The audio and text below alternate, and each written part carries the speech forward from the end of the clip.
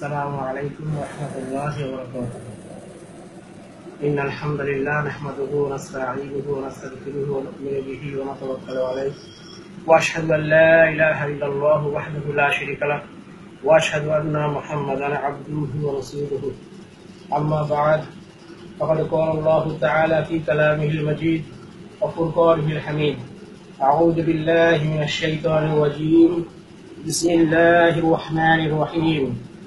مثل الذين ينفقون أموالهم في سبيل الله كمثل حبة أنبتت 7 سنابل في كل سنبلة 100 حبة والله يضاعف لمن يشاء والله واسع عليم.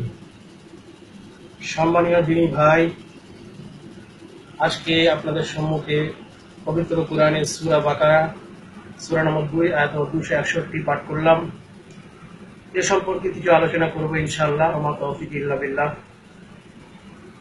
আপনাদের ওখানে বাংলাদেশ কুমিল্লা শহরে যেটা মাদ্রাসা প্রতিষ্ঠা হচ্ছে দারুত তাওহীদ, সেই মাদ্রাসার কাজ করে যাচ্ছেন আমাদের প্রবাসী ভাই জুয়েল খন্দকার। তিনি খুব সুন্দর কাজে এগিয়ে নিয়ে যাচ্ছেন এবং আল্লাহ সুবহানাহু ওয়া তাআলা তাকে সম্মতি প্রদান করুক। সেই বাংলাদেশের ভাইরা, আমাদের ভারতের ভাইরা এবং যারা আরবের মধ্যে আছে, বিভিন্ন দেশের মধ্যে ছড়িয়ে ছিটিয়ে আছে, তারা যেভাবে সহযোগিতার হাত বাড়িয়ে দিচ্ছে, আল্লাহ সুবহানাহু ওয়া তাআলা তাদের দানকে কবুল করুক এবং তাদের এই দানের পরিবর্তে ইহকাল এবং পরকালের মঙ্গল করুক। কারণ আমাদের পরকালে সবাইকে যেতেই হবে। আল্লাহ সুবহানাহু ওয়া তাআলা পবিত্র কোরআনের মধ্যে বলেছেন, কুল্লু নাফসিন যায়িকাতুল মাউত, প্রত্যেক নাফসকে মৃত্যুর স্বাদ গ্রহণ করতে হবে।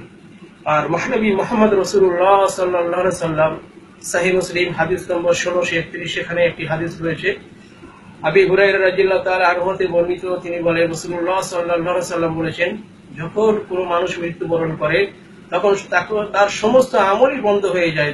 সমস্ত আমল, রাস্তা, নেকির রাস্তা সব বন্ধ হয়ে যায়। মাত্র 3টি রাস্তা খোলা থাকে। এক, যদি সে সাদকায়ে জারিয়া করে গিয়ে থাকে। সাদকায়ে জারিয়া অর্থাৎ আপনি মসজিদে কিছু সহযোগিতা করলেন, মসজিদ হচ্ছে সেখানে দান সদকা খয়রাত করলেন, আপনার মাদ্রাসা হচ্ছে সেখানে কিতাব কিনে দিলেন, বা মাদ্রাসার বিল্ডিং প্রতিষ্ঠা হতে আপনি সহযোগিতা করলেন, বা রাস্তাঘাট নির্মাণ করলেন, কল নির্মাণ করলেন, কিতাব পত্র কিনে দিলেন ছাত্রদেরকে পড়ানোর জন্য। তারপরে হচ্ছে ভালো ইলম রেখে যায় যে ব্যক্তি, যার দ্বারা মানুষ উপকৃত হয়, অর্থাৎ ইসলামী জ্ঞান। ভালো ইলম বলতে ইসলামী জ্ঞান, দুনিয়াবী জ্ঞান না, ইসলামী জ্ঞান রেখে যাওয়া, যার দ্বারা মানুষ উপকৃত হয়। যতদিন পর্যন্ত সেই আলিমের ইলম চর্চা হবে, তার লেখা কিতাব মানুষ পাঠ করবে, তার বক্তৃতা মানুষ শ্রবণ করবে, তার ছাত্র তৈরি হবে, ততদিন পর্যন্ত সে নেকি পেতে থাকবে। আর তৃতীয় হলো নেক সন্তান সন্ততি। সহিহ মুসলিমের হাদিস নম্বর 1631। তাহলে এখানে আমরা দেখতে পাচ্ছি সাদকায়ে জারিয়া কোনটা।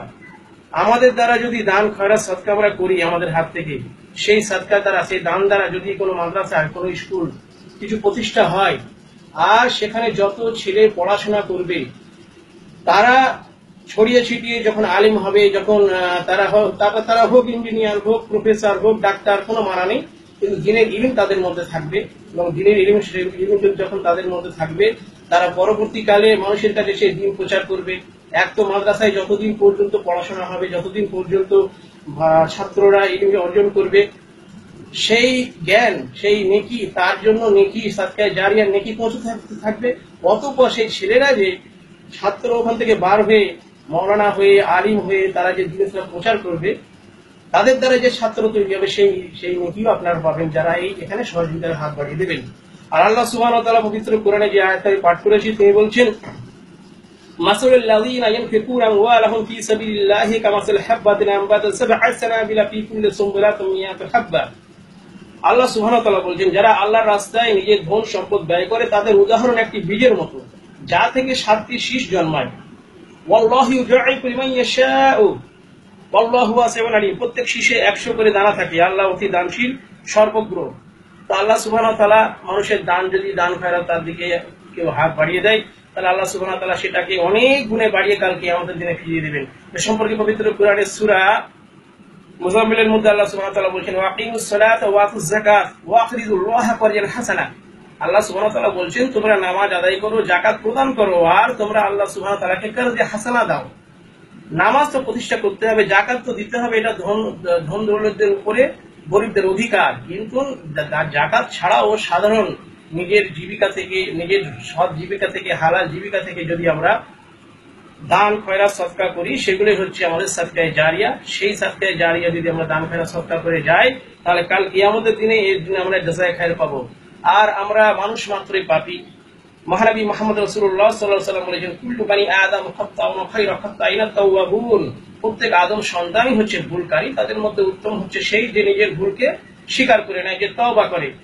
আর আল্লাহ সুবহানাহু ওয়া তাআলা মানুষের সমস্ত গুনাহকে মাফ করে দেন যদি ছোটখাটো কিছু আলো আমল আছে, তাসবিহ আছে, দৈনিক 100 বার করে সুবহানাল্লাহ, দৈনিক 100 বার করে সুবহানাল্লাহি ওয়া বিহামদিহি, 5 ওয়াক্ত নামাজের পরে সুবহানাল্লাহ 33 বার, আলহামদুলিল্লাহ 33 বার, আল্লাহু আকবার 33 বার, অতঃপর লা ইলাহা ইল্লাল্লাহু ওয়াহদাহু লা শারীকা লাহু লাহুল মুলকু ওয়া লাহুল হামদু ওয়া হুয়া আলা কুল্লি শাইইন কাদির।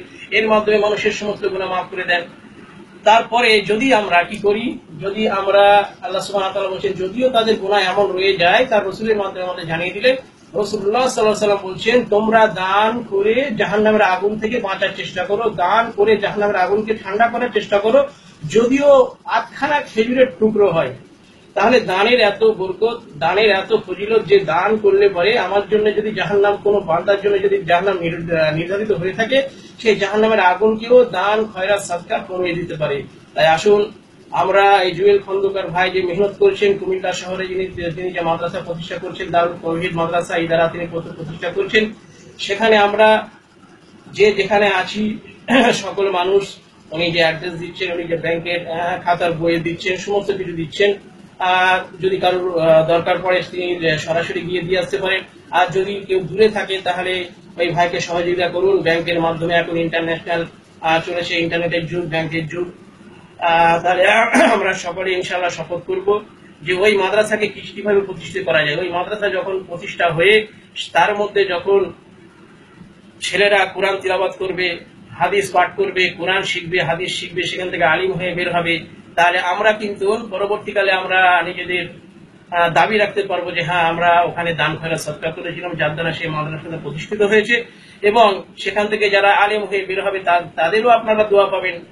আমি এই আশা করছি যে যারা এটা শ্রবণ করবেন তারা অতি শীঘ্রই নিজেদের আল্লাহ সুবহানাহু ওয়া তাআলা যাকে যেভাবে সমর্থ দিয়েছেন সেইভাবে সে দান সদকা খয়রাত হতে হাত বাড়িয়ে দেবেন। জুয়েল খন্দকারের ভাইয়ের হাতকে শক্ত করবেন এবং তাকে আরো আগ্রহ জন্মাবেন, তার ভিতরে আরো আগ্রহ তৈরি করে দেবেন, যেন তিনি আগেই এগিয়ে যেতে পারেন।